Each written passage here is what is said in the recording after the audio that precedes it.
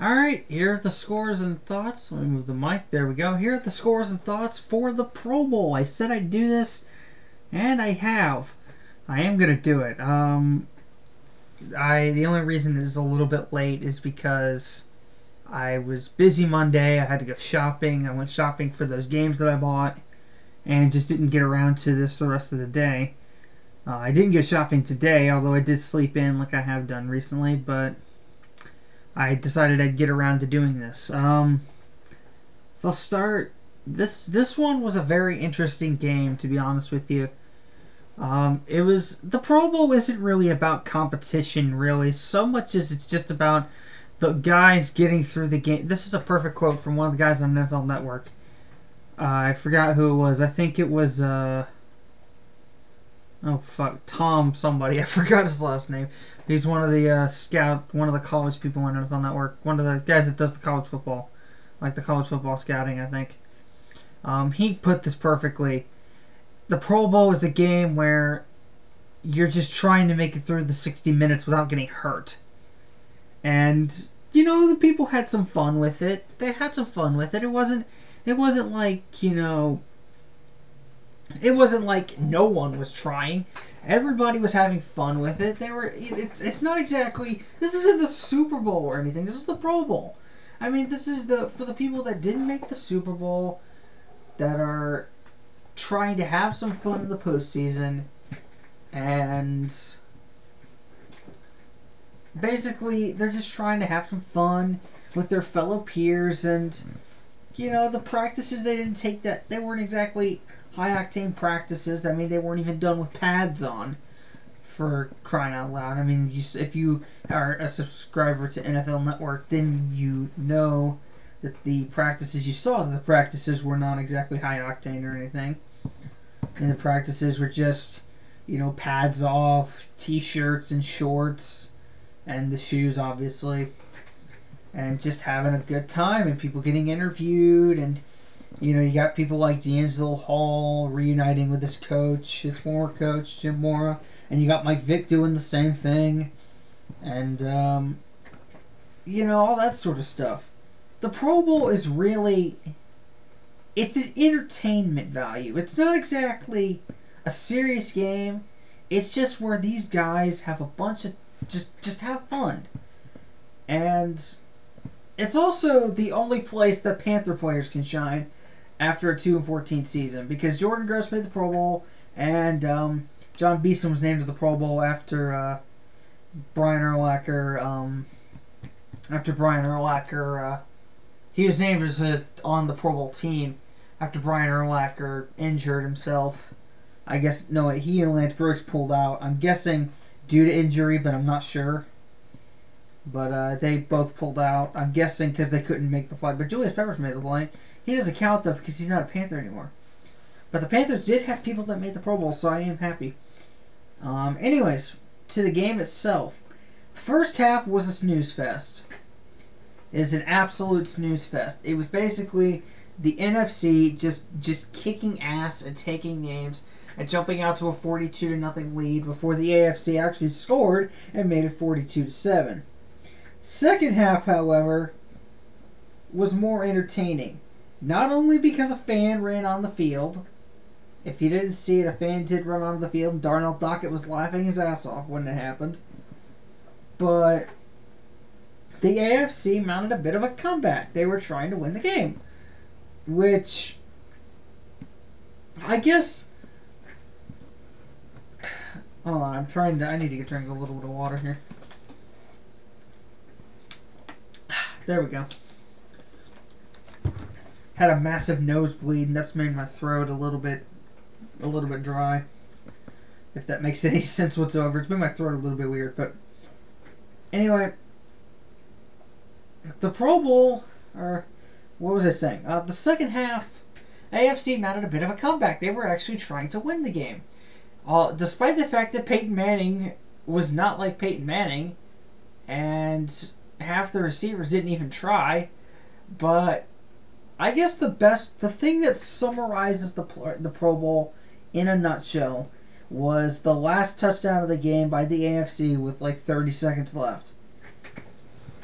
the Pro Bowl is about the only place where a pass rush can constitute of two dudes standing there, talking to the offensive lineman, while the quarterback just stands in the pocket like he's actually trying, and the offensive line are just standing there waiting, just like, talking to the defensive lineman, and three of the defensive linemen drop back in coverage, or two of the defensive linemen drop back in coverage trying to do something, and then, so what happened was, basically in that last play,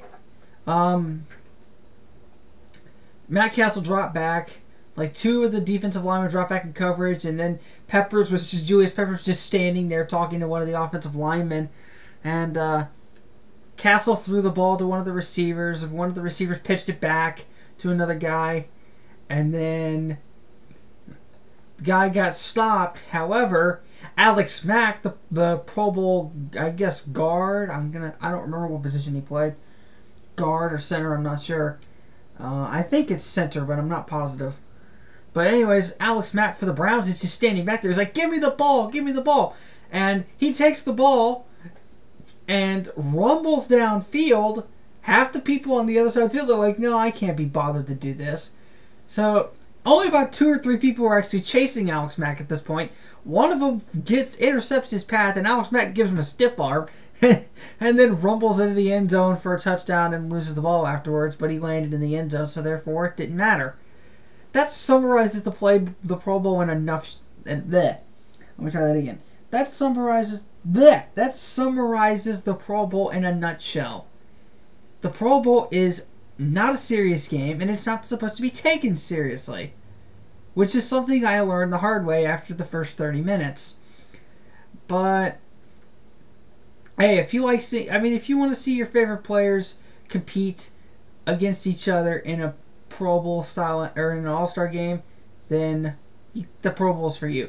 I may actually try and get tickets to a Pro Bowl at some point in the future. Probably not in the next couple of years, but get tickets and stay down there in Hawaii for the week of the Pro Bowl and get to talk to some of the players. Because this one guy on a Madden forum I go to, he said that he got to meet Troy Polamalu in 2006 because he stayed at the same hotel. So, that's pretty cool. Anyways, now for the moments that 5 of you have been waiting for. I am about to predict the Super Bowl. As soon as this fucking thing loads. Thank you. Ignore this right here. I think I'll move this down. So you don't see that. The top performers thing up there. Anyways. Steelers, Packers. What do I think is going to happen? Well, I'm not a fan of either team. Let's just put that way. I am not a fan of either team. I'm a Panther fan. Even if they're 2-14, I am a Panther fan. I am not a fan of either of these teams. They're not any of my sentimental favorites either. But I have to say, Green Bay has a great defense with Charles Woodson, Sam Shields stepping up as a rookie, Clay Matthews on the pass rush, B.J. Raji with that interception against Caleb Haney. That was funny. And a bunch of other stuff. A bunch of other people on that defense. And Aaron Rodgers has been playing out of his mind this postseason. This dude has been playing out of his mind. He's been playing so well. He just based on his Super Bowl basically, if he played like this early in the season, he would be an MVP candidate. If he played like this in the regular season, he'd be an MVP candidate, no question. However, I'm thinking not Brett Favre. Why did I fucking say Brett Favre? I'm thinking Ben Roethlisberger. He's got 2 rings. He's proven himself in the Super Bowl. Aaron Rodgers has backed up Brett. Actually, he wasn't even a backup when Brett Favre went to the Super Bowl with the Packers in '96. Yeah, 96, right? Yeah, 96 season. So, I don't know. I just don't think Aaron Rodgers. I mean, I will acknowledge that he had a great postseason. He's had an unbelievable postseason. He's had an unbelievable postseason. He's been playing out of his mind this postseason. 100% I recognize that. He helped the Packers beat the Eagles in the wild card game. He helped the Packers he basically single-handedly destroyed the Falcons at home in Atlanta. In the Falcons' dome. In the Falcons' dome, he basically destroyed them one-handed. Single-handedly, he destroyed the Falcons in Atlanta. And he helped the Packers beat the Bears, their hated rival in the NFC Championship game. But the Steelers, well, let's be honest, the Bears had an easy road to the AFC Championship game. So the Packers beating the Bears wasn't exactly their toughest test. The Steelers, they had a much tougher road. Well, they got the first round bye, but still, they beat the Jets, who beat both the Colts and the Patriots on the road. They beat the Colts and the Patriots both games on the road. And they beat the Patriots. The Patriots are the number 1 seed in the AFC. They were the number 1 seed. So, I don't know. I've been thinking about this all week. But I'm going to say my prediction. And I'm kind of worried about making this prediction because, a little secret, every time I have made a prediction on a Super Bowl, the team that I didn't root for lost. Let's face it, Super Bowl 41, I wanted the Bears to win. Colts won. Super Bowl 42, I wanted the Patriots to win. Giants won. Super Bowl 43, I wanted the Cardinals to win. Steelers won. Super Bowl 44, I wanted the Colts to win. Saints won. And on the last 2 Super Bowls, I predicted the other team was going to win. The team that won was going to win, but I switched teams. So I predicted that the team that won was going to win, but I switched teams on the day of the Super Bowl. But this time, I am not going to waver, and if my pick falters, so be it. I am going 35-28 Steelers. That's my final prediction. I am sticking with it. If you are a Packer fan, if you're rooting for the Packers, I can understand why you'd root for the Packers, but I just have a feeling that the Steelers are just too strong. And that the Packers only have 2 people, that have been to the Super Bowl. One guy's an offensive lineman, the other one's Charles Woodson. Charles Woodson was in a Super Bowl with the Raiders. I just do not see the Packers overcoming their inexperience in the Super Bowl. Because the Steelers have had dozens upon dozens of players been to the Super Bowl. I mean, you can count the amount of people that the Packers have had in a Super Bowl at some point or another on one hand. And you can also count the amount of people from Pittsburgh that haven't been to a Super Bowl on 2 hands. The fact that most of that team has been to the Super Bowl before. Ben Roethlisberger's won 2 Super Bowls. I just do not see how the Packers can overcome that inexperience. They have a great young defense. They have a great secondary led by Charles Woodson. They have Clay Matthews Jr., who's arguably should have been the Defensive Player of the Year. And they have Charles Woodson, who was the Defensive Player of the Year last year. Or this year, I'm not sure. I don't remember when he was in. I think it was last year. But I just don't see... And they have Aaron Rodgers, who's been playing out of his mind. But I just don't see how that inexperience isn't going to hurt them some way, shape, or form.